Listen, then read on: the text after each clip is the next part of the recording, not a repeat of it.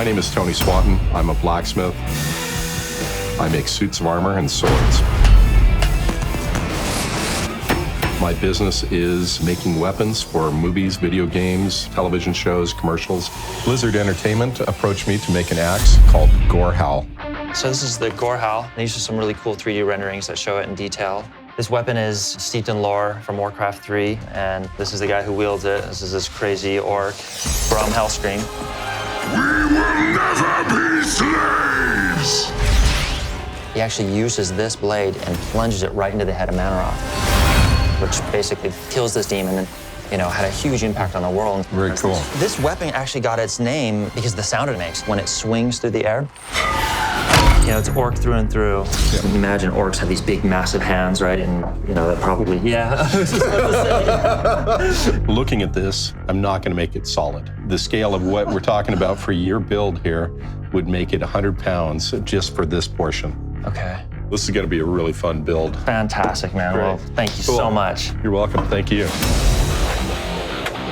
This is a rendering that I'm going to use as the basis for making this.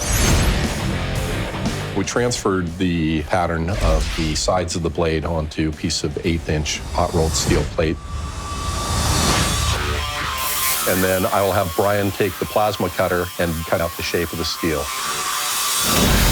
Plasma cutter will strike an arc onto the metal, and a high-pressure stream of air will come through, vaporizing the metal. And then I take it over to the belt grinder and use the 36 grit belt and grind off all of the slag, grind it directly to the profile line.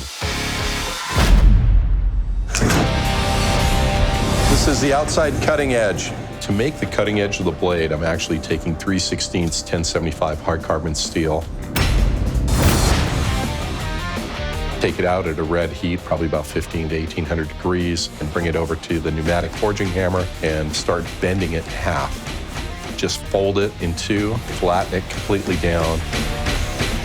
And I made a specific tool that fits in my fly press that I'll wedge it open so it looks like it's 1 inch thick steel when it's only 3/16. The cutting edge has been the main challenge. I spent about 6 hours forming a cutting edge, and when I went to split it open, it literally split open. And you'll hear that little tink, which means that you develop a crack and that everything's just junk on the floor. This is, it ripped and folded in. It thinned down too much and it ripped. So this is what we refer to in the business as catastrophic failure. So I'm just gonna make another one that meets my quality standards. So I'm gonna sacrifice this paper pattern to make my oak handle here. This is a chunk about 2 inches thick of red oak. Took the original photocopy and glued it directly onto the workpiece. The overall length of the axe is just under 4 feet. So take it to the bandsaw, cut it out.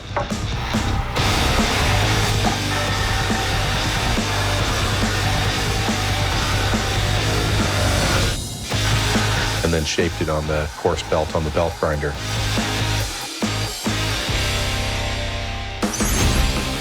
My wife, Karen, is a great sculptor. Karen will be working on the decorative cast bronze skull on the top and also the butt cap or the skull crusher on the bottom. And she can sculpt the pieces in a Chabant oil-based clay and mold them in RTV silicone and then plaster jacketed mold.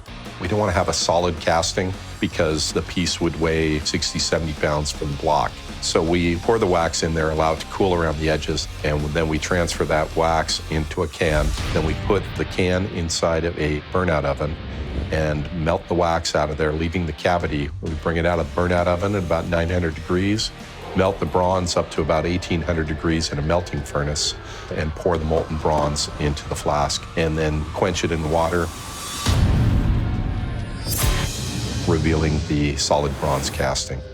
And miraculously, you have a skull and a big mace butt cap kind of shows up. The back of the axe is cut out of 3/16 hot-rolled steel, and then the top of the axe is just out of 1/8-inch hot-rolled steel. And then it gets welded all the way around. The spikes that I'll forge out onto the power hammer from chromoly after heating them in the forge and then drawing it to a taper, making that spike, and then hand hammering it over the horn of the anvil. After I forge the spikes, I'll chop them to length with the abrasive chop saw. And then the spikes will be plug welded to the back. So I made the cutting edge, heat treated it, tempered it. All right, cool.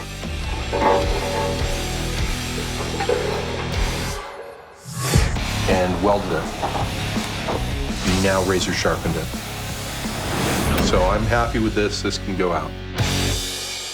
I still need to attach the skull from the inside with the handle. I'll put the base leather over the top and then in turn cover that with strips of crisscross leather. And then at the bottom of the leather-wrapped oak handle is a copper and nickel-plated butt cap or the butt spike. We're on the final stretch here. Couple all-nighters, totally worth the effort.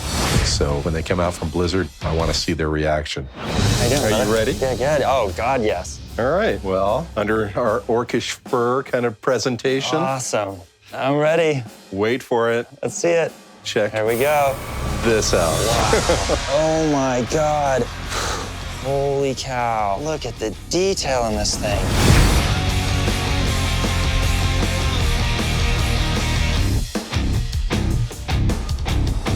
I can't wait to see this thing in action. Let's go break some stuff.